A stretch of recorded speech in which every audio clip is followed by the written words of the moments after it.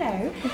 Welcome to the Refy International Women's Day talk panel in their incredible, you guys, this space is incredible. It's actually amazing. This is their exhibition space, as I'm sure you all know.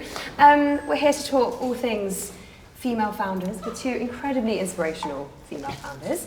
I'm Charlotte Collins, I should say. And we're here, of course, with Jess Hunt and Jenna Meek, the incredible founders behind Refy, behind the empire that you guys have built. It's quite insane. Is this a bit of a pinch me moment? Definitely, yeah. I mean, this was meant to be a side project, wasn't it? Mm-hmm. And the fact that we're definitely not. Taking over our lives. It's a bit crazy, but obviously very happy about it. You're here. I mean, we're going to talk about everything, your career journey, the brand, where it is today, women in business in general, but let's start at the very beginning. Mm-hmm. What were you both doing before Refy? Okay, so for me, I originally actually had a job in the NHS. So I was an admin assistant in the NHS, and it was a great job. I worked on a great team. I was in the mental health and children's, and I think that's where my love of organisation and actual OCD came from. But I also on the side would post on my Instagram, but this was at the time where Instagram was more of a place where I'd get ready for a night out or go somewhere with my friends and I would just quickly shoot my look. It was never meant to be like a full planned aesthetic look or feed. And then after a period of time of just consistently posting, I was then able to grow my Instagram, and that soon became my full-time job. And then eventually I met Jenna on this journey, and here we are today. I know it's a long story, but how did you guys meet? A quick version of how you met. You go on the front. So you're good at this story. I'll do this one. So I was always pretty well known for my eyebrows. As you guys might see, I've got quite big eyebrows. I embrace them, I love them. But for the longest time, I could never ever find a product that would hold my eyebrows in place. I was constantly using so many products, so many brushes. I think when I met you, I was actually using 2 gels and 3 brushes. And Jenna was actually one of the first people to point out to me as I was doing my brows in front of her for this shoot that we were both on. She just literally was like, what is this? Like, why are you doing all of this to your eyebrows? And I explained the full process behind it. And that was when you were like, wouldn't it be great if we had a product all in one that created this insane result and held all day? And we were like, yeah, that would be great. Never going to happen. Cut a long story short, didn't hear from Jenna for a while. And I would say around 4 weeks later, Jenna reached out to me and said, sorry, bit of a backstory. Jenna has another brand in addition to this. This was the Gypsy Shrine, which is well known for its incredible like glitter face pieces. Also went into hair, which was, how would you explain that part? Yeah, I'll let you finish that one. Okay. Yeah. I'll come back to you. Yeah. Sorry, okay. I didn't want to butcher it. I thought I'm not going to explain this very well. But yeah, so we had met through Jenna's other brand and we were on a shoot together and I was showing her how to do my brows. But Jenna also had an incredible team of product developers with her other brand, which just made this process so much easier. So Jenna had got in touch with me to say, I think we can actually create this insane product that holds your brows in place all day. This was a product that we just kind of talked about together and I never actually thought it would become a real thing. But anyway, Jenna started with her team to develop this product and it honestly took us 2 years and nearly over 200 samples to get to the final point, which is now today our infamous award-winning brow sculpt. So super proud of that. But yeah, it was not an easy process. We definitely got there. And at the very beginning, we decided just to launch with this insane brow product because we knew that this was a product that everybody needed in their routine. And as Jenna just said, that was meant to be a side hustle. Yeah. We never expected it to grow into this amazing brand with an amazing community and a much bigger product range from where we first started, so it's definitely come a long way.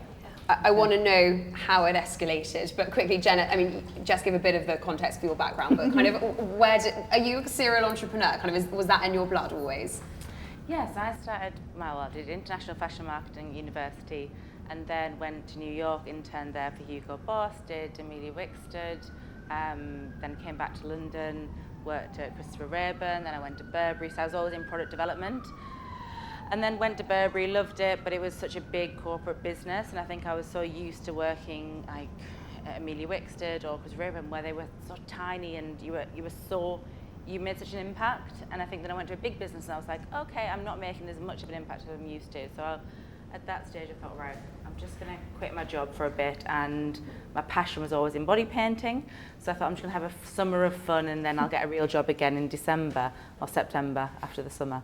And then that again was probably similar time to when Jess started Instagram. Instagram just took off, and we were creating these kind of viral looks, and we were probably to blame for the glitter boobs, the glitter bum, all of that crazy stuff. And it was just going viral, and it was at the time when Facebook was going viral, not TikTok or Instagram. The good old days. TikTok didn't even exist then. And it just kind of escalated from then, and then we pivoted and we went into hair dye and became much more of a sustainable hair care brand.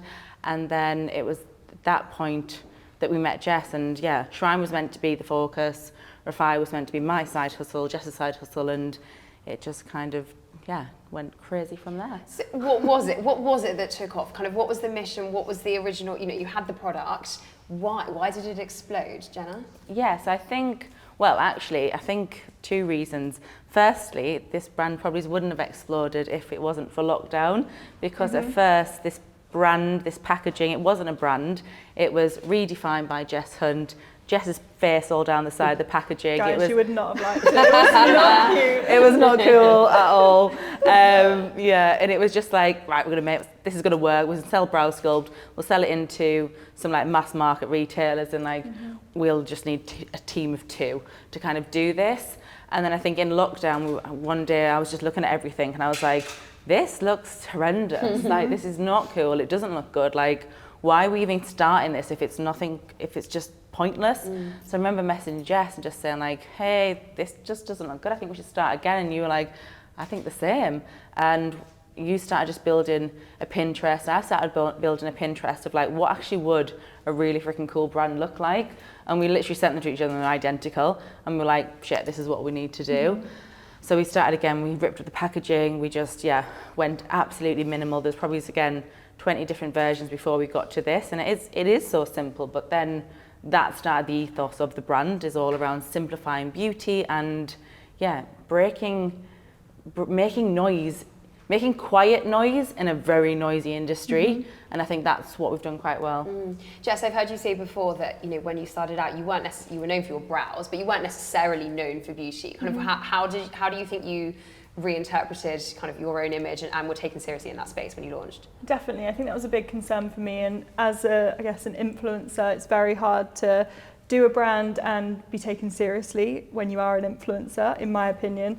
I just think sometimes you always see these quick, and I'm going to be honest, I thought that this is what Refy was going to be, those quick brands that come up with a cool product, it's like a trendy thing, and it's like a one and done kind of thing.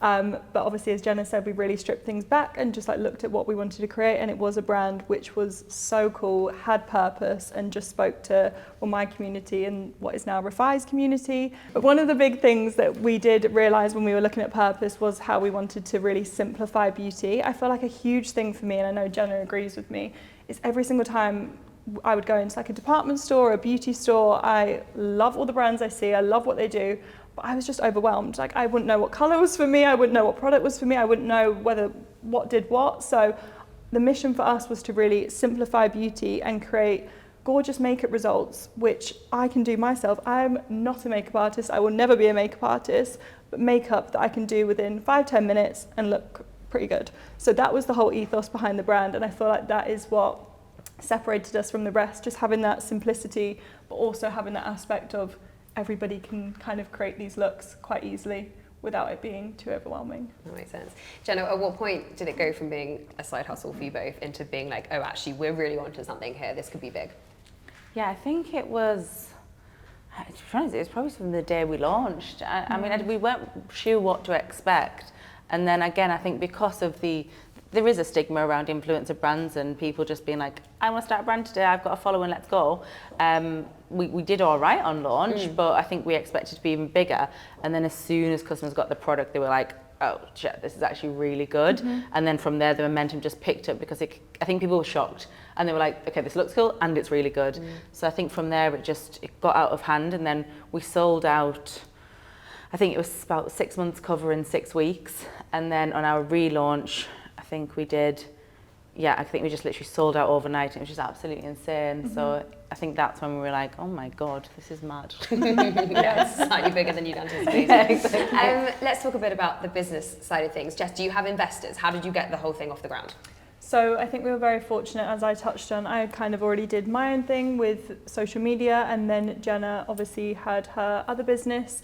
And to this day, Refy is still very much just me and Jenna. Like, we founded the business together. We did everything in terms of the finances for the business, and it's still that way to this day. And that's something that we're super proud of. I think me and Jenna are very fortunate to have a very similar vision. And I think as of right now, it works very well, just the two of us. And we're obviously in a very fortunate position to be able to do it, just the two of us. Definitely. I think we'd never said no to investment when we need it, but I think we did start this business lean. Do you know what I mean? Like, we didn't actually start, we both invested ourselves, but we didn't start with much. And it was basically to buy product. That's kind of what it started with, and we're fortunate enough that we didn't need a huge marketing budget. And then every single penny from that is just being kind of plummeted back into the business, which is, really exciting. So it gives you that control. I think when you've got a vision, and then it's scary bringing someone else in that might have a different vision and not being able to do cool stuff like this. I don't know. Boring investors. Yeah, exactly. You were telling me before your team is 75 now? 75. That's a big old team in just a few years. What's the makeup of the team, Jenna? What does it look like? Yeah, so we started, there's around, well, I remember saying to Jess, I was put up the email I sent Jess, being like, I've got a team of 10, and I reckon we can just all split our time and just like, it'll be sick. And it kind of, I think day one, we were like, we need more staff. Desperately, I think you started week one, it was like, yeah, exactly. And so the team is just, I think the team has just naturally progressed from just like everyone doing a bit of everything to actually now we have got quite a really good structure that how we've set it up is that we're ready for the growth instead of just hiring to satisfy where we're currently at. So at the moment we've got about 8 different departments. So we have a big brand marketing department which covers all of this, social, influencer, PR. We then have a huge product team because I think when you're doing beauty there's global compliance and there's so much more into it than just making cool products, which even like the packaging, our packaging looked nicer at the start. Now we've got to put all this stuff on it to make it legal. But they're absolutely fantastic and just like the core of innovation. Then we have obviously a big creative team, our digital team, operations, finance, a big people team now, a commercial team and a retail team, and each of their kind of build the leadership team, and then underneath there is the kind of all the departments to make the actual business run. So it's a bit of a machine now, which is really nice, because I think when you're in your fast growing building years, you just like wake up and you're like, what do we need? We just need help. But now it's kind of like, I always talk as if I feel like we've built the house, and yes, the window might break, but we know what window to replace it with. Where in the first years, that's lovely. That's a really good one. I'm going to steal I like them ones. But in the first few years, it was just like, shit, we've literally got the downstairs layer. What does the top stairs layer even look like? So it's a nice place to be in, because you're not constantly in fight or flight mode. Because growing a fast business is really great when you do talks like this and you're like, oh yeah, we're fast growing, it's amazing. But actually for the team internally, it's really high stress and it's a lot of change. Like the process that you put in 3 months ago gets ripped up 3 months later because it just doesn't work anymore. So it's constantly evolving, constantly changing, which is exciting. What about your respective roles? How do you divvy it up? So I think it's quite an easy, the two of us, you mean? Yeah. Yeah, quite an easy one. I think we're very, as I said before, very fortunate that we do have the same vision, but Jenna's background is very much, well, she is the CEO and she is absolutely incredible at that and managing the teams and just managing the day-to-day of the business. As Jenna said, also just really driving and looking further ahead and just thinking, like, what does Refy look like in 3 years? Like, Jenna's years away from where everyone else is. It's brilliant. But and then I'm more of like the creative side, so I love working on obviously our shoots, product launches, testing product, influencer, PR, just kind of like the fun parts, if I'm honest. But so I'm very fortunate. What about leadership? What is, you Jess in particular have been thrust into a leadership role that perhaps you didn't anticipate. What does good leadership feel like and look like to you? Maybe you have different versions of that, Jenna. Yeah, no, definitely. I think for me, it's something I've not actually always been good at all. I think when I started my first few businesses, I was really young, and I'd come from a really crazy fashion environment where it was just like erratic environments. And I remember just thinking, to be a leader, you just have to like be a micromanager, because we'll just feed everyone with everything that they need and everything's done right. And I look back now and it just come from a huge place of probably anxiety, which is quite sad. But I think when you're so young and you start a business, you are so clueless, and there's no one to just call and be like, have I done right today? Have I done wrong? Like, you do usually have your manager to go to. And then I think as I've got older and 8-9 years on into this world, it's all about kind of actually just empowering the team, giving that trust to the team. And for me, I always say if you hire people that care, that's what kind of it's all about. And you can teach them whatever you need to teach them if they care. If you hire people that don't care, then you're kind of just fighting an endless battle, and you've probably just made the wrong hire. So for me, it's kind of just, empowering the team to do the vision and being clear with that vision. I think, again, in my first business, I didn't always have such a clear vision for it. We were adapting, we were changing. We were probably running after the money and not after the brand. Where at Refy, I'm like, the vision is so clear and people kind of know where they're going. And then I'd probably say the second part of leadership is always being able to look at yourself first if something goes wrong, instead of looking at your team. Like, it's not your team, it's you're the leader. So yeah, taking that kind of ownership and thinking, have I implemented this correctly? What have I done that could have allowed it to go smoother? And I think that just gains respect than pointing fingers. Jess, anything to add? No, I would say very much the same thing, and I think for me, I'm very fortunate to almost have a mentor as in Jenna, because she's got so much experience of being in this role already. And as you said, Charlotte, I was very much thrusted into this. The team grew very rapidly, and I don't always get it right, and I would never even say to this day that I'm a manager. I think I kind of know what I'm good at, in a sense, but I also just love having people around, especially in our leadership team, or the entire team, to be honest, that are just so much better at things than I am. I am constantly learning, and it's constantly making me better. And just to what Jenna said as well, it's so great, I guess, working with Jenna and such an amazing leadership team, because they are so good as well, being like, oh, that wasn't quite right, maybe a bit more like this, or that was great, kind of thing. And it's just really great having that feedback, because as Jenna said, it's very hard to do it right on your own. What do you most admire in each other? I admire Jenna's drive. I honestly think Jenna's superwoman. I actually don't know how you do everything you do. You literally balance so much. No, don't. Oh, don't. She will as well. Come on. Don't cry. No, That's don't. not Please, what we're going for. That's not what we're trying to do here. No, Jenna honestly balances so much, and you would never even know. She just gets on with it, and you're always such positive energy, and yeah, you just bring so much energy to the team as well. Oh, thank you. No, I'd say exactly the same for you, though. I think just that confidence, and that, again, you started this probably at a similar age when I started Shrine, and just being able to go into a business that has grown so fast, and you've always led that vision, and you're so clear. And there's even times when I'm like, oh, it's fine. You're like, no, it's not perfect. And I think that perfectionism in you is what gets this brand to like the extra level, and I think that's really admirable.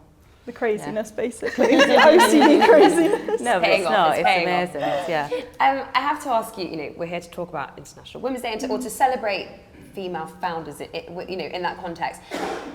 I'm interested in your, people want to know about female founders all the time. Obviously, you guys, worked incredibly hard to get to a stage where you were able to self-fund. So you're operating in a traditionally female space. What is your take on being female founders and within your own experiences, I guess? Yeah, I mean, for me, it's quite, I think a lot of like the stigma probably comes around from more like corporate-based businesses, which I don't feel like I've ever really had the experience in. And we are heavily female run, and there's a lot of females in the business, but I don't think it's always intentional. I think it's just we hire off values. Do you know what I mean? We've got a lot of amazing men in the business. We've got non-binary people in the business. For me, it's not about being female. Like, I'm proud of that, but I think as a business, we're all about just everybody, and I think it's about actually just hiring the people that share the right values, which is more important to me than, I'd never scream about being female founded, even though it's a nice thing to have in an industry that is predominantly male founded, I'd say. That makes sense. I just need to ask you both quickly about your respective expertise. Jess, what, in terms of growing a following, the influencer side of your life, what's the key takeaway? I'm sure people here want to know, what is the one piece of advice you always give in terms of growing a following, keeping that engagement alive? I think for me, it's a tricky one now. I think I always grew, I grew back then just based off the fact of consistency. I do think that's still a big thing to this day, just being super consistent with the kind of content you want to create. I guess this applies to any job really, doesn't it? That consistency, and also just being super authentic to you. I mean, in a day and age where there's constantly so many new platforms, so many new trends, there's so much to keep on top of. Obviously, jump on the trends where suitable, but as the guys will know, you're never ever going to see me doing like a dance or some crazy TikTok. Like, that is just not me. So I think it's just about keeping it super authentic to you, because I think people can tell as well when it's just you're chopping and changing.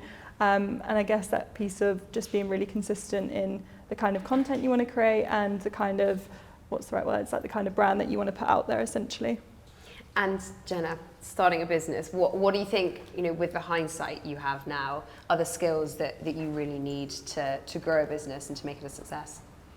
I think just the determination. I don't feel like, definitely that earlier experience of developing a product in industry really helped me because I learned how to develop products. But other than that, I knew nothing about business, and most of the businesses I were in that were smaller weren't necessarily big. So it's not as if I was kind of like learning from that perspective. I think the skills you need is just that vulnerability, and not knowing everything is actually a superpower. Like now I almost sometimes say I know too much, so that I know oh shit, that's going to take like a year.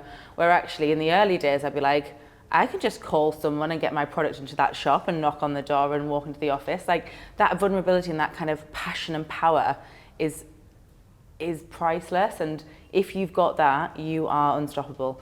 So I think that's a superpower. It's not the skills, you can learn them. I don't think there's anything. Dose of naivety. Yeah, definitely. Yeah. Determination. Yeah, damn right. Selfridges, Sephora. These are major names. How did you get noticed by these brands? And it's quick. It's really quick that you're in these places. Jess, how did that journey come about? I think again it really plays into the fact that we are such like a social-led brand. Like that's something we're super proud of, and I think with our products we were able to showcase them in the best way through video. I think obviously that's such a popular thing now, but because our products are literally that easy to use and create such insane results, video was the best way for us to show this. And as every single time we launch a product, we show it on, as I said, through video, and we were just so fortunate that some of our videos were able to go viral, I guess, in a sense, and fall into the right people's hands. But you say fortunate, but you know what you're doing in a sense, right? Do you know what? I think this was at the time where TikTok was just starting as well, and we didn't even have a TikTok account until a couple of years ago. We refused. I was like, guys, I'm not doing it. Yeah, I'm not doing it. So I think it was the case, and I do think lockdown had a big part to play in this, because that is when both retailers actually noticed us, and we launched in 2020, which was obviously unfortunately still lockdown.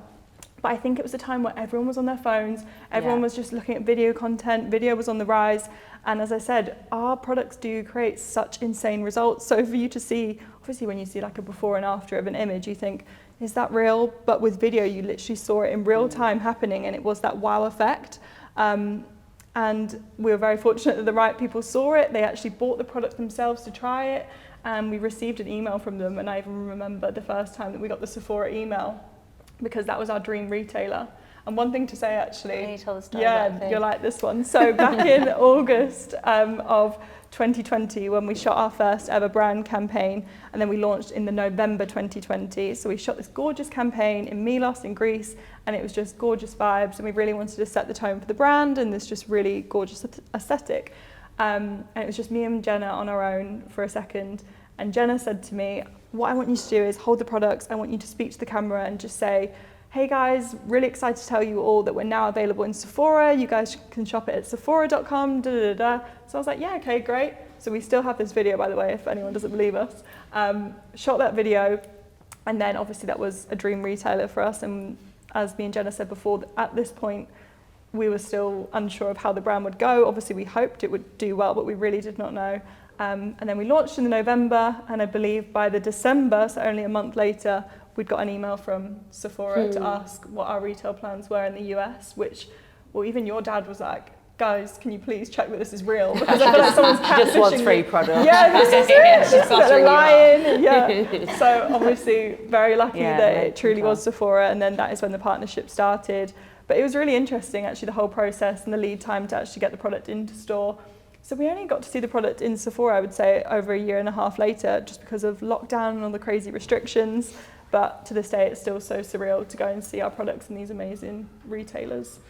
I have to ask you, Jess, the first time we met, I saw you in the streets of Soho, New York. I chased you down the street. Well, yes, yeah, that came 10 minutes later, but before that, yeah. I was walking down the streets and I saw you from a distance, and I WhatsApped my team being like, I think I've just seen Jess Hunt being accosted on the streets of Soho, because you were swamped, right? You were being swarmed by, you know, adoring fans. And that's because you were handing out product, right? You had done a social campaign, you said, come and find me, I'm in the streets of Soho, come and get me. How crucial have those moments like this, those kind of touch points, those stunts, for want of a better word, been to the growth, both kind of socially and of the business itself? I personally feel like, as I said, it's been great to grow the brand on social, and that's kind of how we started, and it's a great way to share our products. But it sounds terrible, but for me, when you see that number of people that are engaging with the content or following the brand, it doesn't quite feel real. I don't know if anyone else feels like that. It just feels like numbers to me sometimes. So when we have these moments, like seeing all of you guys here today who are here for Refy, to support Refy, is the most surreal feeling, and still to this day it is. Just seeing that community, like real life humans in real life here to support the brand, it's honestly wild. So I think for me, that is why these in real life events are so special. But it's also just having that human interaction. I know it sounds so silly to say, but you know what it's like. Even when you FaceTime your friend, it's not the same as being there in person. So just actually having everyone together all in one space is so, so special.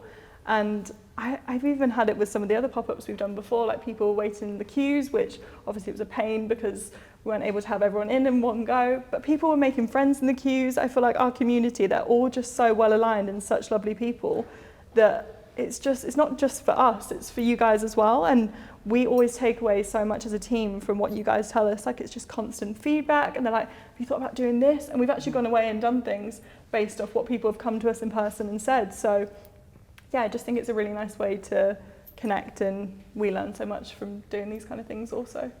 That's obviously been a factor of your success. Jenna, why else do you think the brand has taken off in the way it has? Other also than the brilliantly strong product. Yeah, no, definitely. I don't think it's done so well. I do think because we have come at that different approach of, we're not makeup artists, we're not claiming to be makeup artists, we are people that want to look like we've had our makeup done, but we're not going to do that every day. And I think that kind of pure simplicity people have bought into. Like, all my friends that buy it, they're like, oh my God, it was so easy to use, that was so simple. And I think it's just that conversation constantly. And then I'd say probably the overarching reason, and again, this wasn't what it was meant to be, we're trying to make Refy more than just a product brand. Like, beauty, in a sense, you buy beauty for performance, and what we're trying to do is say, yes, our beauty products have got performance and they're fantastic, but we want to give you something more. We want to give you this lifestyle brand. We want you to buy into the brand. We want to give you amazing experiences where you want to hang out. Like, I was talking to the staff today, and they were like, oh my God, our customers actually sat there for like 2 hours and read a book. And I was like, oh my God, yes, that's exactly what we're trying to do. Like, we're not saying buy a product and see you later and come back in 3 months because that's when your product will run out, or whatever it is. It's like, we want to hang out with you, and we want to make you feel part of something. And the vision is so big, and we're not even there yet, but I think that passion probably comes back into the community, and people see what we're trying to do more and more of, if that makes sense. Tell me about this space, the concept of the exhibition. Why this? How did it come about? Kind of what was the goal? Yeah, so this space was actually initial 2 years ago. I think we had the concept, and this was meant to be our New York store. That has still not happened yet. I think a lot of big ideas, and sometimes then you're like, okay, I don't even think that was actually possible. But the whole concept is around you are the art. So one of our biggest values is to be your most confident self. And all of our campaigns, we don't do campaigns like normal beauty brands. They're a bit weird, they're a bit different, and I think that's what sets us apart. So you are the art is all around kind of literally you becoming the art. So we started to study the body human form and kind of look at the different shapes that the body can create, which then led us to create this sculpture with a UK artist, which then took us into the kind of curve of our mascara, which actually looks like your backbone. So then we kind of wanted to bring that all to life in a space that people wanted to kind of be around and hang out in. Tell me about the lifestyle range, as modelled by us tonight. The jewellery, the clothes, the product, it's awesome. Why? So, as Jenna mentioned before, we really are just so much more than a beauty brand. Obviously, we'll always be beauty first, and as Jenna said, performance first. Like, that is so important to us. But it really is about just bringing the community into the Refy world, whatever that might be. And we just felt like there's always been demand, even since we started, when we've done a couple one-off pieces with the Refy logo on. We've had a lot of people asking for it, and if we were going to create, well, as we have now, the fashion and lifestyle collection, it had to be with purpose, and the pieces had to be for a good reason. We never wanted to do just merch or any of that kind of vibe. So all of the pieces, all of the fabrics are super sustainable. We actually partnered with the ex-head designer from Christopher Kane, who helped us design the entire collection, and the quality is just incredible. As you guys can see, I'm wearing the top now, and Charlotte's wearing the gorgeous t-shirt. But then as I said, we wanted to be so much more than just fashion pieces, so we also went into lifestyle. We've got like a teacup and saucer, we've got earrings, we've got so many different pieces, which just really help to immerse that customer into the Refy life. Yeah, definitely. Is there anything you want to add to that? Or? No, No. What was the most important, other than the immersion, what was the most important thing for you to take away from having this space? Jess? I think for me it was just really about, as I keep saying, these in real life moments, but this whole exhibition is called You Are the Art. So we really wanted our community just to feel like they were so part of the creative, so part of the art. And as Jenna said, the whole concept came behind us looking at like the human form and the curves of the body. And I'm not saying you need to take your clothes off and move your body around, but we just really want you guys to feel like your most confident selves and part of this insane exhibition. And there's just so many cute moments, obviously for content, and for you guys just to experience the Refy world here in the exhibition. I want to ask about the future and what's coming up next, and know what else you're going to be manifesting via videos. But first of all, advice. With all this wealth of experience that you've garnered in just a few short years, what for both of you would be the best advice you've received, and the advice that you would give to others kind of on their journey, Jenna? Best advice I've received. I think when it comes to business, and I think this was on a TED Talk, and I always say this one to you, don't I? And we've obviously got the most incredible team in the world, and that's what supports building this business. But then ultimately, when you do start a business, you have an insane amount of responsibility that comes past things just looking pretty and shiny. And I think sometimes you're like, I just need someone to come in and kind of take that responsibility from me. But I read, it was on a TED Talk, they're like, no one's actually coming. And it's such a true fact. I think when you take that responsibility in life to own something, you have to genuinely just own it through the hard times and the great times.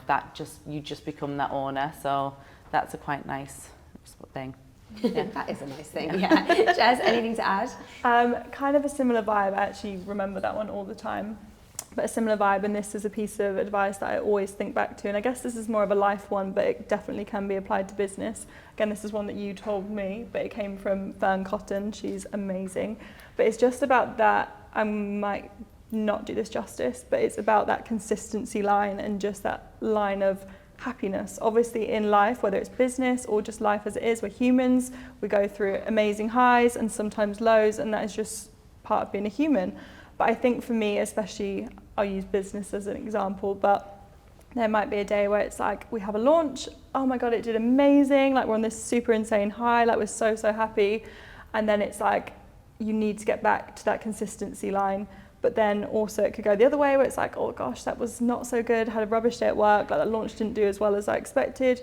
And it's just allowing yourself to feel these emotions, whether it is amazing or whether it's not so great, and then getting back to that line of consistency of happiness and just looking for happiness in the everyday things, like whether it's just the silly things of having a laugh with people at work or having like a good, like today, this has been, obviously this is quite high, but it's been really nice just to be here with you guys, meeting so many of you. So just kind of always thinking, no matter how things go, you're always going to return to that line of consistency and finding happiness in the smaller things in life.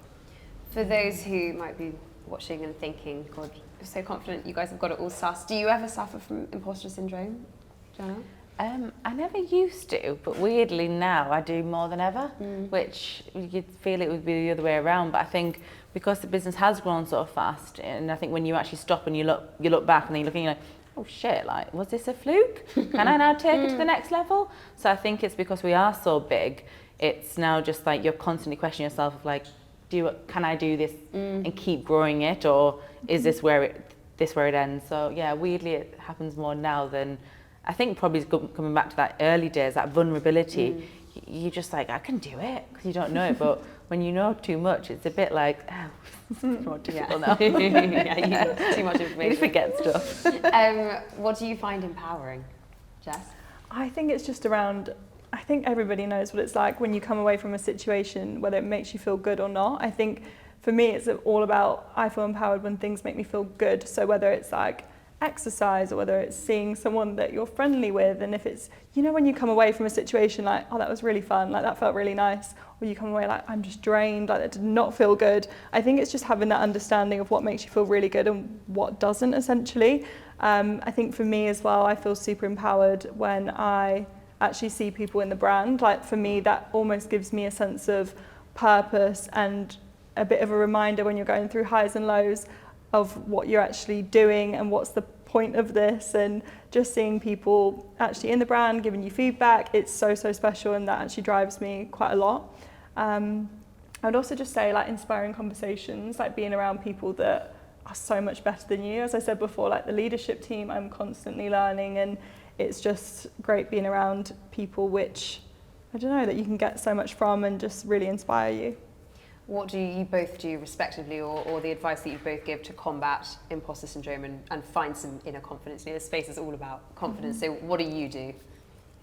I think probably just talking to yourself. I think sometimes when you get tired or you get run down, it is easy just to be like, oh, I just need to hide and be a hermit. But I think it is really kind of, like you say, finding them things that give you that burst of energy, like doing exercise or even going for a walk, and then you get in this space where you can be like, right, let's talk to yourself, let's hype yourself up. I always listen to them crazy YouTubes where they're like, you can do this. And I'm like, yeah! Whatever works for you. Yeah, Jenna sends them to me as well. She's like, you just need to listen to this. I'm like, I got it. I know, something I always think, if I ever had a business, I would just blast this on a morning when everyone was in the office. You do own a business. You yeah, but I wouldn't do that. Not the vibe. Everyone would be like, turn that off, Jenna. Next business. But yeah, I think it's how you speak to yourself, and it's too easy to speak negatively to yourself, and I think it's all around kind of just being that stronger voice of being like, nope, I can do this, and defining, and I always say to everyone, like, defining your own success, like what, because of Instagram and because of like life's being painted over Instagram, people go, oh well, I'm not there yet, so I'm not success, or I am not here, so I'm not successful. What success looks like to one person is completely different to what success looks like to another person, and it's all around finding what that means to you and then going after that, not just thinking because person A and person B have that, I should have that. It's what do you even want? So understanding that. That's such good advice. Jess? Yeah, I think for me, as Jenna probably just said, it is that thing about just doing things that make you feel good, and that conversation you need to have with yourself sometimes. I know if I think, oh, I feel like rubbish today, if I stay in bed, if I don't eat well, if I don't go outside, if I don't get fresh air, if I maybe don't like do my hair, do my makeup, I'm probably not going to feel that good. But if I do everything in reverse, I'm more than likely going to have a better day, set myself up for a better mindset, and feel way better about how I was feeling. So I think it is just about doing what feels good to you, and everyone's different. It might be like FaceTime with your friend, it might be going to see a relative, it might be going for a walk. A walk does it for me every single time. I'm not the same as Jenna with those intense motivational things, but respect it. So I think it's just about finding what makes you feel good and really leaning into that. What's been the highlight of the journey for each of you so far?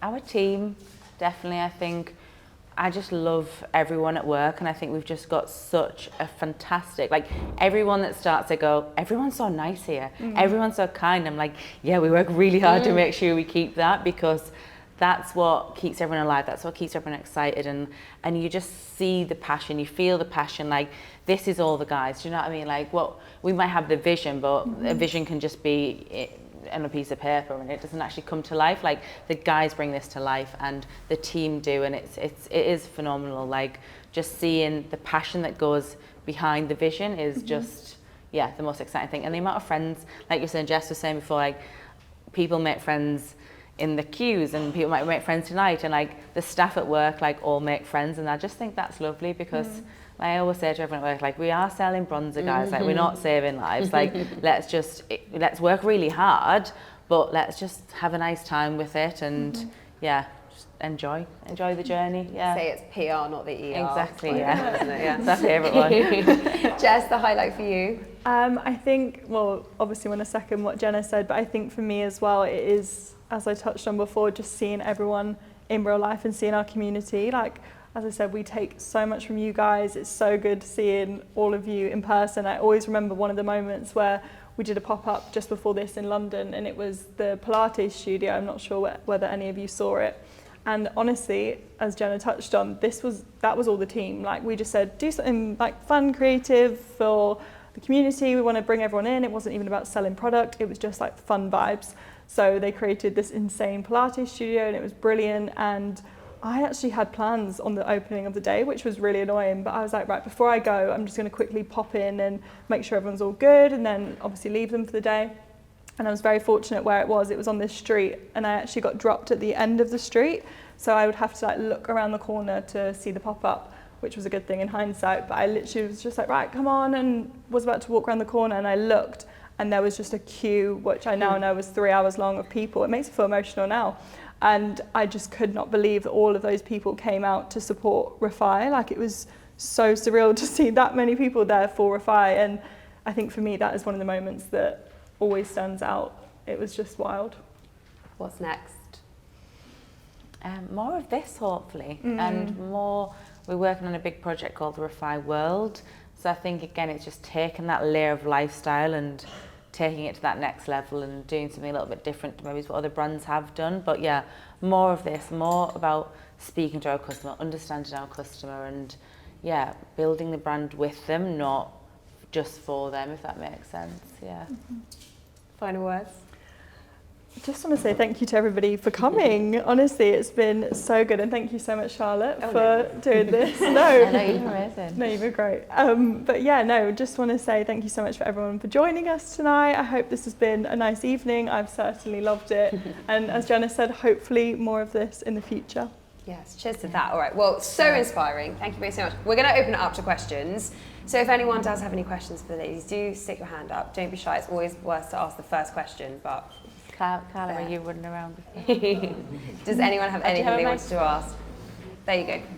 Hello, what's your name? My name's Jess. Hi, Jess. Hi, can I stand up? Yeah. Just wanted to ask, what's the legacy you want Refy to leave behind when your days are done here on Earth? I know it sounds deep. That's a good one. Do you want to go? Yeah, okay. And it always kind of scares me that, but I do think that's what we want. Like we don't just want to build this as like a flash in the pan brand. Do you know what I mean? I think we're literally turning down huge deals left, right, and centre because they're not the perfect brand positioning for us. So for me, it's making sure that Refy, like I've got a little girl, she's 2, and my vision is that when she's 21, she's like, I need to go and see the Refy pop up because it's still like the most relevant, coolest brand out there. So I think it's like keeping it relevant, keeping it experimenting it, and just creating a legacy brand. Do you know what I mean? Creating a Dior, a Chanel, but in this world, not necessarily in the the premium world, if that makes sense. Any other questions? We've Got got one one at the up front. Oh, just one over here. No, sorry, No, behind you. Hi, I'm Ibs. I just had a question for both you, Jess and Jenna. Something I also really wanted to say from kind of listening to you guys was that Refy is like so amazing, and it really works because I feel like it really stayed true to your core, Jess, especially with the eyebrows, and like it's going on because you really like stayed true to that, and I feel like everyone kind of like sees that. But sorry, what I was gonna say is that from the brow sculpt, how was it kind of expanding it and like picking out which products you were going to kind of launch with, like from the blushes and the lip glosses and the lip sculpt and everything like that. What was that process of expansion like, and how did you kind of like control that and make sure that everything was good? Do you want me to go? Yeah.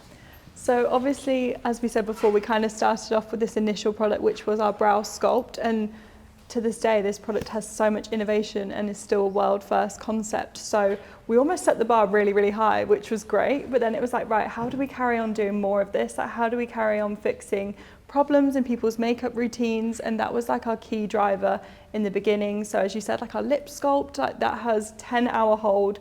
It's like a world first concept once again. So as I said, we're always so performance led. And I touched on it briefly before about not wanting to do anything too overwhelming. Like all of our colours, like we work so hard just to make sure we've got the right amount. I'm never ever going to bring out 14 shades of pink. Like that's just not what we're trying to do here. Everything is so curated, everything makes sense, everything is as sustainable as it possibly can be in an industry where there's so much going on.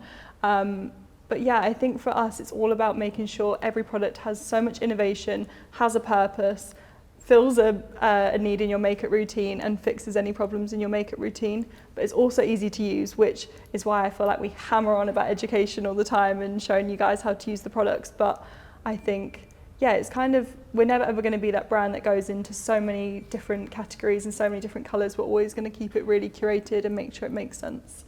Yeah, definitely. And I think we almost make it a lot harder for ourselves. So hard. Because we this don't... The lash sculpt has been... Sculpt, we started developing the lash sculpt 3 years ago, and it actually started with a big white end and a big, and it was all crazy, and just lots of different samples. The lip sculpt was almost not going to happen because we couldn't quite get it right.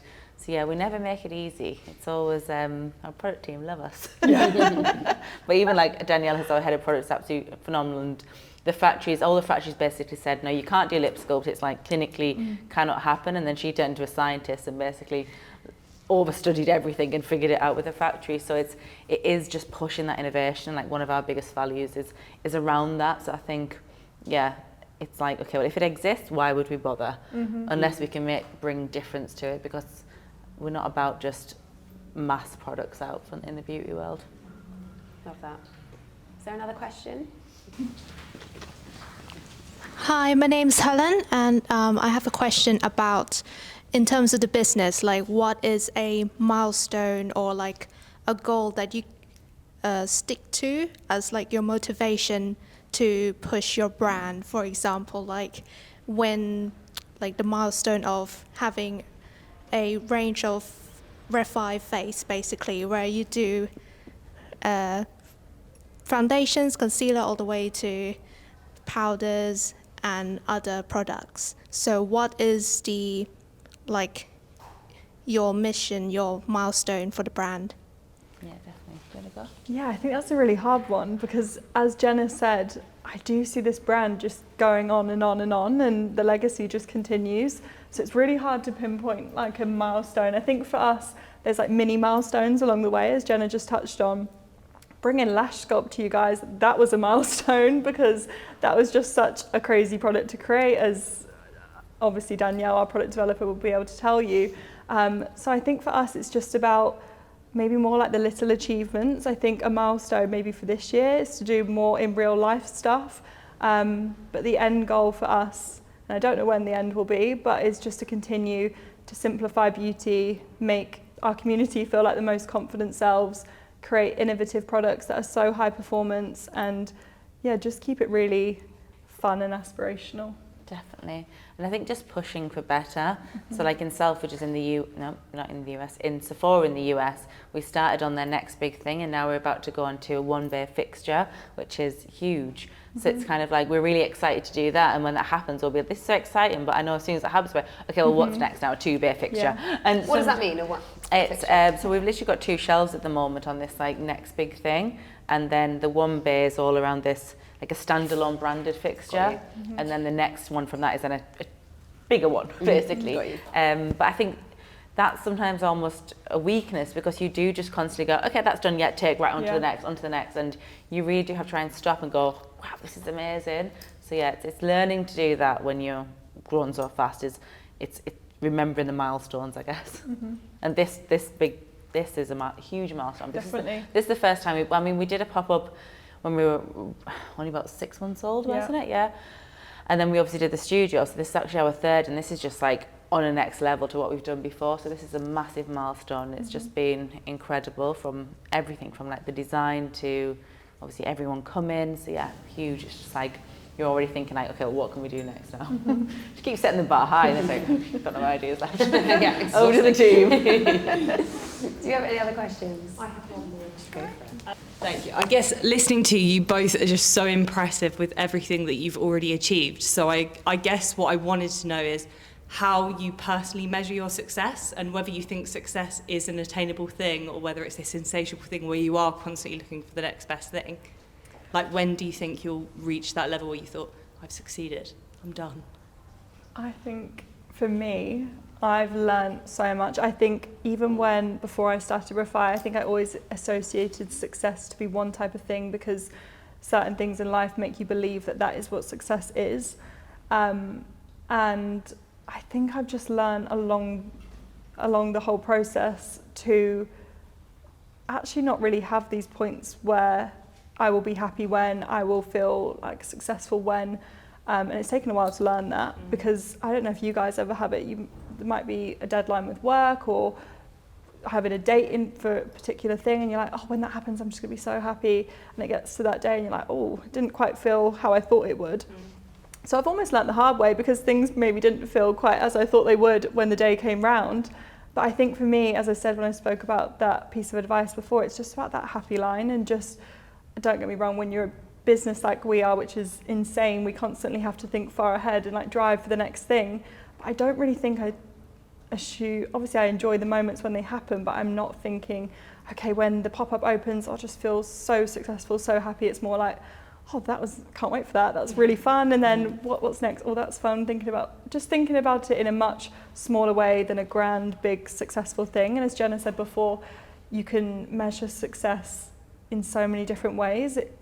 Success for me today was picking up like my dry cleaning. So obviously this is great too, but it's just like yeah, all right. I know, sorry guys. No, but it's been one of those where you put it off and put it off. So I think it's just about thinking in a different way. What would you say? No, I totally agree. I think what success looked like to me 5 years ago is completely different to what it looks like today. And I think it is realising, okay, we're at a fantastic place, and just be really happy right now, because this obviously hopefully will last a long more time, but you don't know. And I try not now to constantly I feel like I spent my whole 20s chasing and just like out of breath, and now I kind of want to spend my 30s where I'm like, enjoy the moment, you're living in the moment, and be more present. So I think that's what success looks like to me right now. Is not about, I didn't start this year with 100 goals, I had one. It was like, just get level and feel like pure happiness.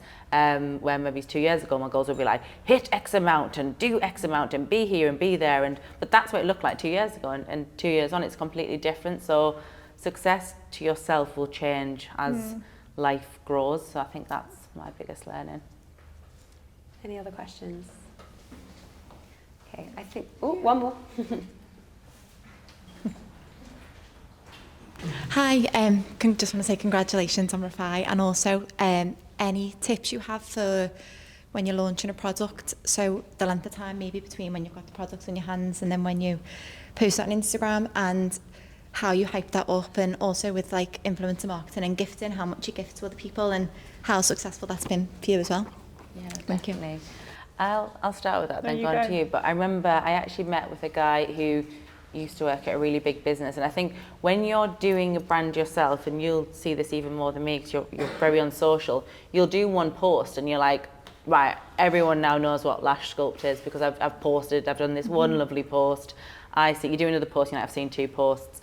But really, you need to do it like 20 times. And I think like you need to be so bored of it, and that's probably when your customers seeing it. So I think that constant like screaming in your face is the way to really push messaging. And like you say, when you're posting it yourself, you constantly think like, God, they'll be sick of me now. But they've probably only seen it twice, or they might only see it once. So I think repetition is definitely key. And I think in terms of gifting, it is hard. I think we were very fortunate that you were a part of it and had a lot of connections, but we just went for it. We just gifted a lot and wanted people to touch the product, but yeah, it's a different world, I guess, now to where we started. But what's your input on it? No, I'd say the exact same thing. I think with the gifting thing, obviously in terms of like influencers, I guess, you're never guaranteed that person's gonna post, and I know it's a little bit of a risk, but I do think even with like customers, the best thing you can do is get that product into people's hands and try it, because I know I'm so guilty of it. If I like a product,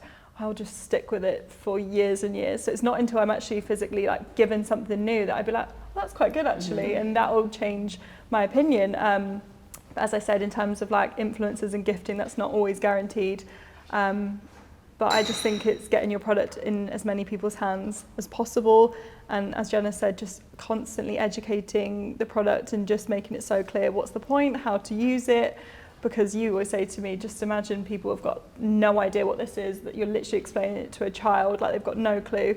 And that is probably the best thing that you can do. Any other questions? Okay, I think we'll leave it there. Ladies, that was so inspiring. I'm sure everybody agrees. Thank you so much. Thank you. First ever something Yeah, together. thanks, There you guys. go. That's So fun. huge well done. Thank you so much. Thank you.